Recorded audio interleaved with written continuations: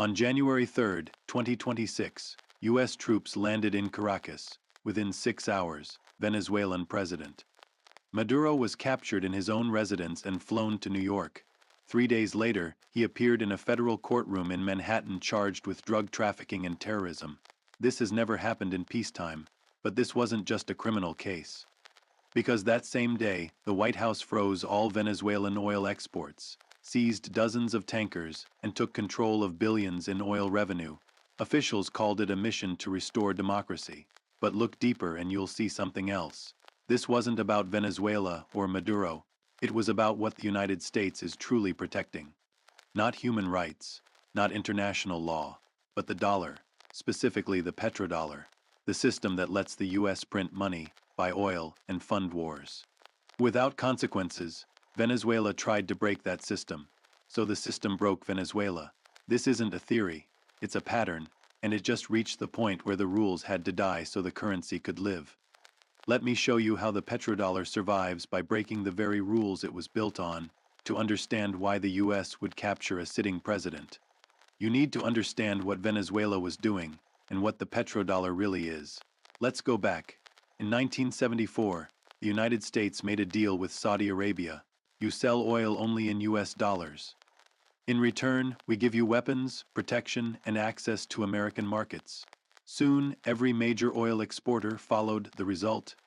Global demand for dollars surged, and America could print money, run deficits, and fund global operations without risking collapse.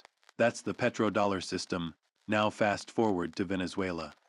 Venezuela holds the largest proven oil reserves on Earth, over 300 billion barrels.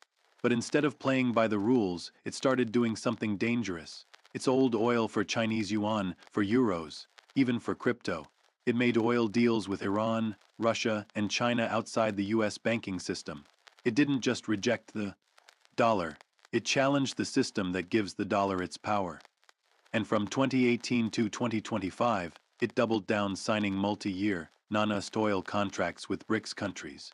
To Washington, this wasn't just economic defiance, it was contagion risk, because if Venezuela could sell oil without the dollar, what stops Algeria? Nigeria? Even Saudi Arabia? You see the problem. This wasn't about one rogue regime. It was about protecting a global monopoly on pricing energy. So while the public was told this was about drugs and terrorism, inside the State Department, it was always about the petrodollar. Let me break this down.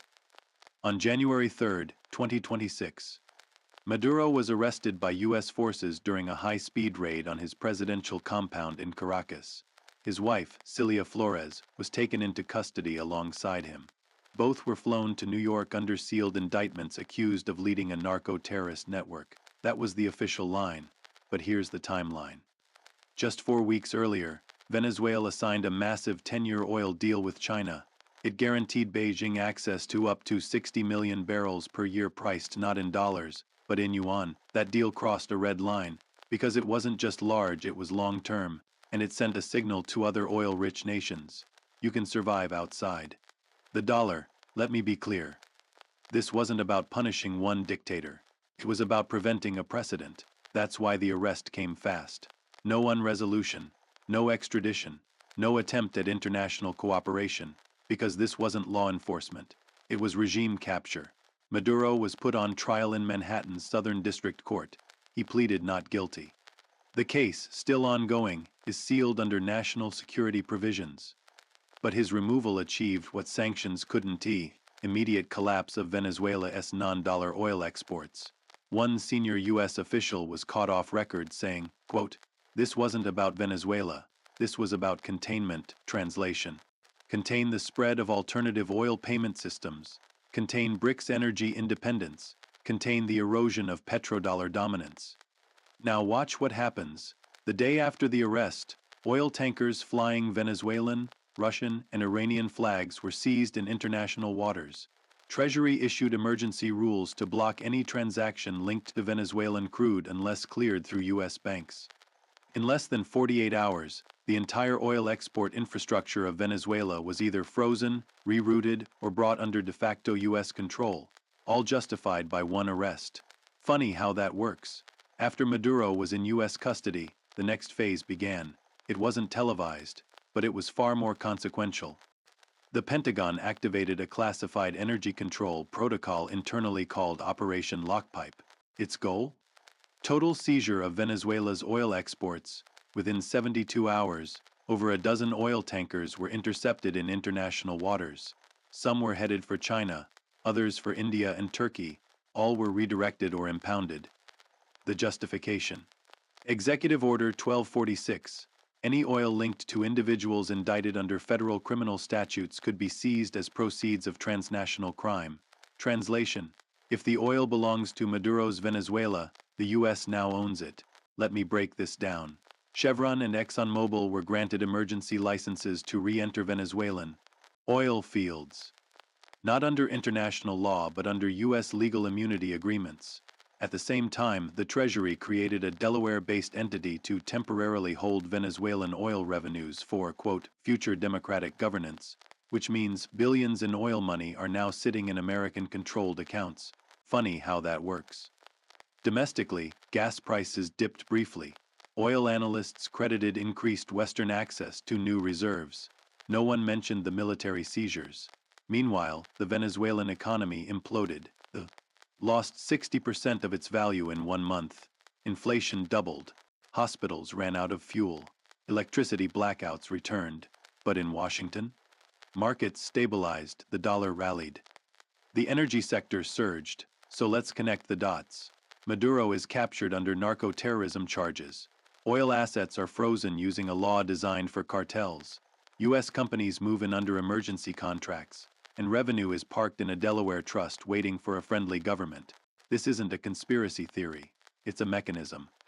A system where legal language, financial tools, and military logistics work together.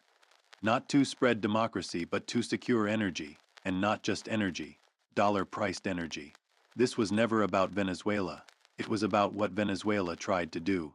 The world noticed, within hours of Maduro's arrest. Russia called it an act of war. China condemned it as an illegal abduction of a sovereign head of state. Iran declared it proof the U.S. uses law as a weapon.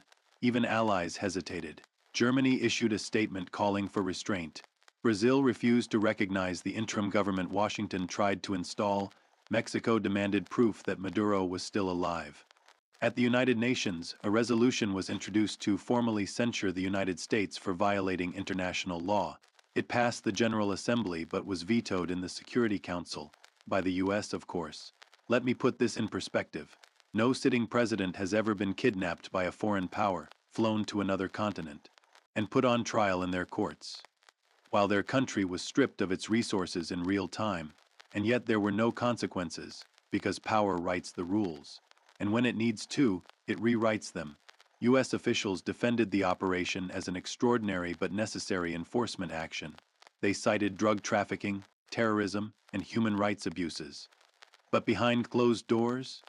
Diplomats admitted the obvious. This was about leverage. One leaked cable from the French mission to the UN read, quote, "This is the Iraq playbook updated for financial warfare. Except this time, there were no weapons of mass destruction, just a different kind of weapon, the petrodollar.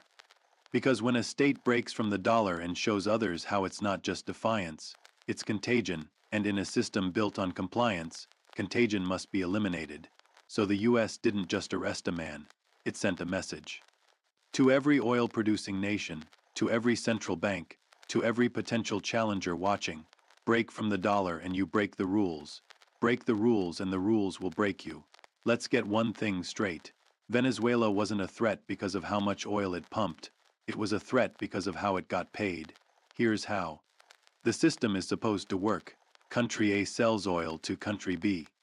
Country B buys dollars, then uses those dollars to pay Country A. That transaction creates demand for dollars and reinforces America's global financial position. Now imagine what happens when that loop is broken. From 2017 onward, Venezuela started doing exactly that. It accepted yuan for crude. It opened barter deals with Iran. It traded oil for medicine, food, and gold. It even launched its own cryptocurrency El Petro pegged to oil barrels, bypassing both the dollar and SWIFT. Individually, these moves were minor, symbolic, easy to ignore, but collectively, they formed a model, A prototype, one that could be copied, and that's what made Venezuela dangerous. Not because it was strong, but because it was weak and still survived outside the system. Let me show you the logic.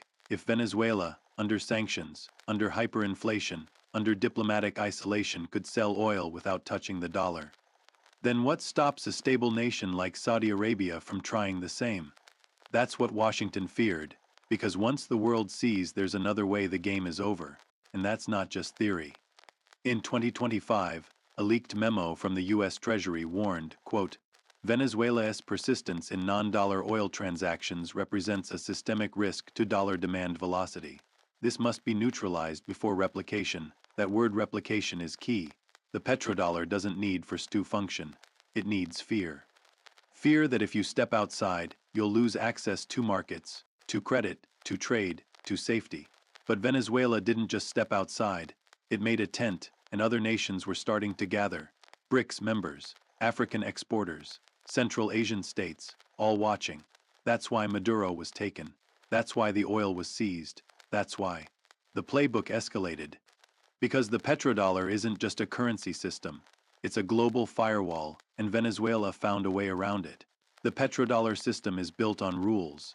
Not just economic rules, but legal ones, diplomatic ones, perception rules. The idea that America plays fair, that the dollar is neutral, that markets are free. But when those rules threaten the system itself, they're no longer sacred. They're expendable. Let me explain. The U.S. could have sanctioned Venezuela harder. It could have pressured allies. It could have gone to the Uni, but instead it sent soldiers. Why? Because legal tools work until they don't. And when your global currency depends on obedience, disobedience becomes an emergency. So the rules were broken. No extradition. No multilateral process, just direct seizure of a president, of a country's oil, of its future. And the world watched. Some called it illegal, others called it bold. But here's what matters. The dollar didn't fall, it rose. Markets didn't panic, they calmed. Oil prices didn't spike, they stabilized. Because the message was clear, the U.S. isn't defending the rules.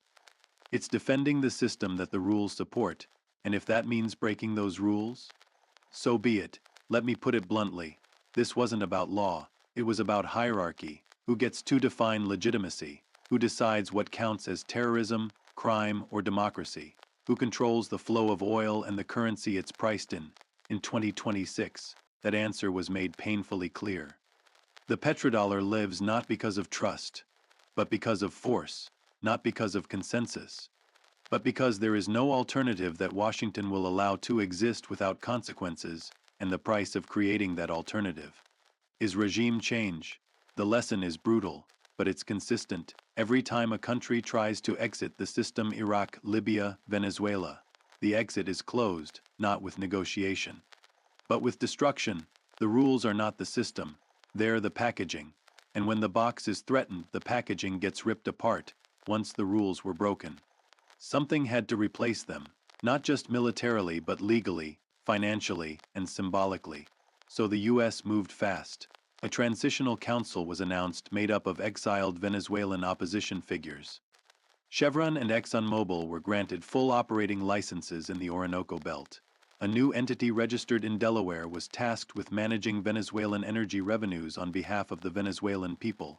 Sounds official, except no one in Venezuela voted for it.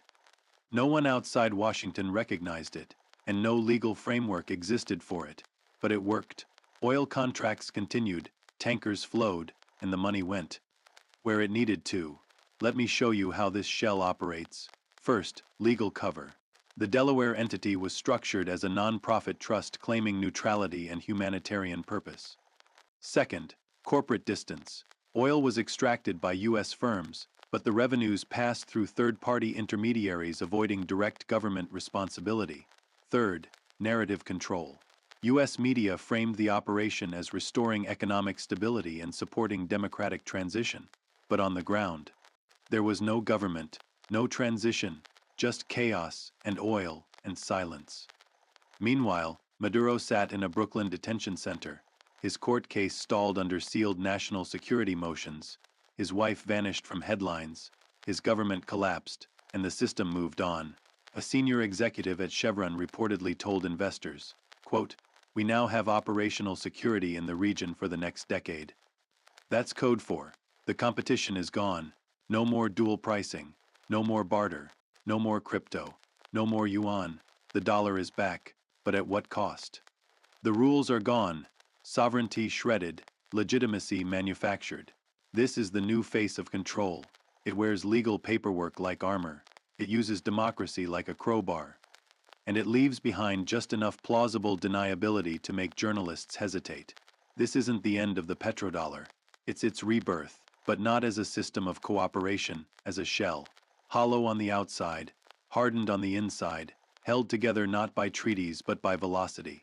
Dollars in, oil out, obedience. Enforced. So who owns Venezuela's oil now? Technically, it's still state property.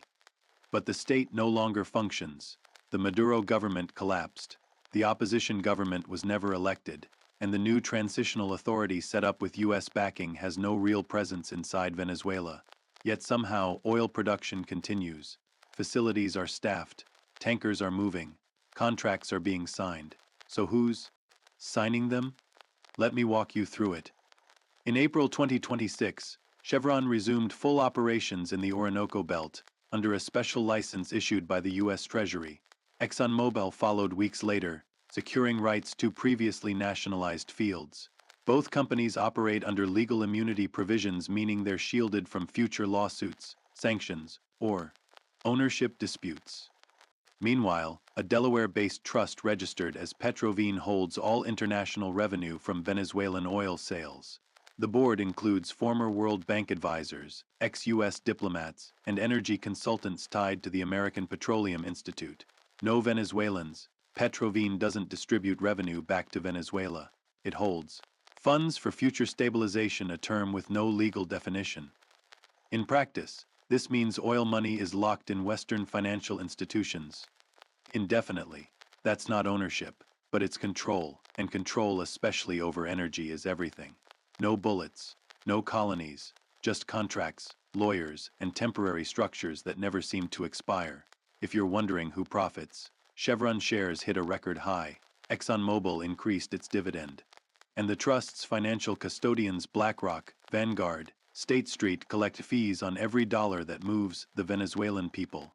They get statements, but no payments.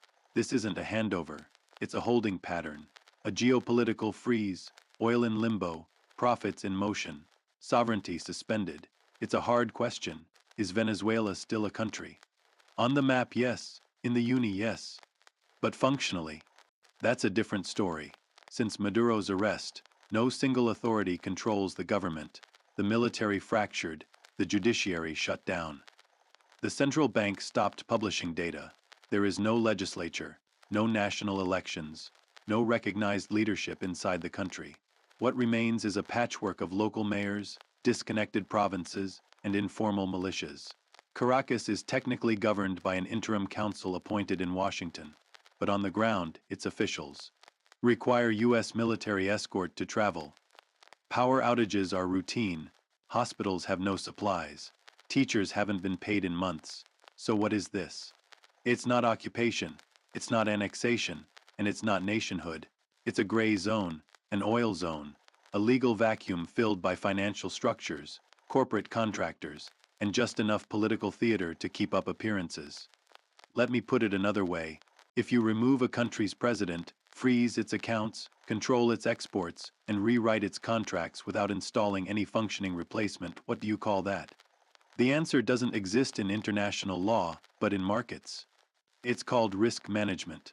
Venezuela has been reduced to a resource hub, a place where oil is extracted, rooted, and monetized without governance, the people.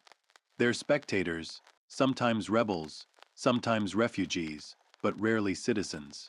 This is what happens when a state is dismantled without being officially dissolved. It looks like a country, it sounds like a crisis, but it operates like a spreadsheet. And in that spreadsheet, the numbers work, revenues up, volatility down, dollar stable, mission accomplished, at least on paper. So what happens when a country is erased without being declared dead? When its oil is flowing, but its government isn't? when its contracts are honored, but its constitution is ignored. You get silence and spreadsheets. The global financial system absorbed Venezuela's collapse with barely a ripple. Oil prices stabilized. The dollar strengthened. Emerging markets stayed calm. Mission accomplished, right? Not quite, because behind the numbers something cracked. BRICS nations held an emergency summit in Sao Paulo. The topic: monetary sovereignty and energy independence. Russia and China pushed to accelerate alternatives to SWIFT. India and Brazil proposed a regional settlement system for energy trade. Even U.S. allies began to hedge. The United Arab Emirates opened direct currency swaps with China and India. Nigeria announced plans to price some crude sales in Naira. South Africa issued a statement questioning the legal consistency of unilateral regime decapitation. Quiet, diplomatic language, but clear signals. They saw what happened to Venezuela, and they took notes. Let me be clear. No one's ditching the dollar tomorrow. It's too entrenched, too useful. But confidence is built on precedent.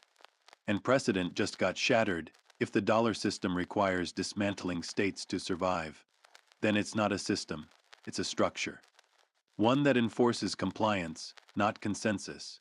And the more it enforces, the more it reveals its own fragility. Financial analysts call this sovereign deterrence, a polite term for do what we say or end up like Caracas. But deterrence doesn't scale. It cracks quietly over time. And while the headlines fade, the memory doesn't. Venezuela became a case study. Not in collapse, but in control. The lesson wasn't about oil. It was about who gets to break the rules and still collect the revenue. Let's step back. What did we just witness? Not just a collapse, not just a regime change, but a currency enforcement operation disguised as justice. And it leaves us with 4 hard lessons. First, the petrodollar is not a neutral system. It's a geopolitical structure. It rewards obedience and punishes alternatives. The dollar's dominance isn't sustained by trust, it's sustained by consequence. Second, there is no such thing as a purely economic decision at the top. When you try to sell oil in the wrong currency, it becomes a national security issue. Trade becomes crime, payment becomes provocation, and the price is regime decapitation. Third, international law only applies to those outside the enforcement club. The U.S. can kidnap a president, seize a nation's revenue, and control its exports without legal accountability. Why? Because power is the precedent. And fourth, dismantling a country doesn't require bombs anymore. Just lawyers, bankers, and a media blackout. You don't invade, you neutralize, you don't annex, you monetize. And when it works, no one calls it war. They call it stabilization. That's the playbook. But here's the big question. If this can be done to Venezuela, who's next? Iran? Nigeria? Even Saudi Arabia? Because here's the real paradox. The harder the U.S. defends the petrodollar through force, the more it proves the system can't survive on economics alone. The more it must be enforced, the less natural it appears, and the less stable it becomes. So we're left with a contradiction, a currency that claims to be global enforced by tactics that make it anything but. A system built on rules protected by breaking them, a dollar that must dominate but cannot persuade. This isn't sustainable, it's scalable. Only through fear, and fear doesn't last forever. So the final lesson? Control works, but only until it doesn't. Venezuela showed the mechanism, the US showed the message.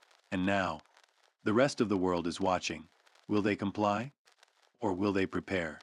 And if they prepare, how will the system respond? You've seen the pattern. Obedience is profitable, defiance is dangerous, but silence is complicity.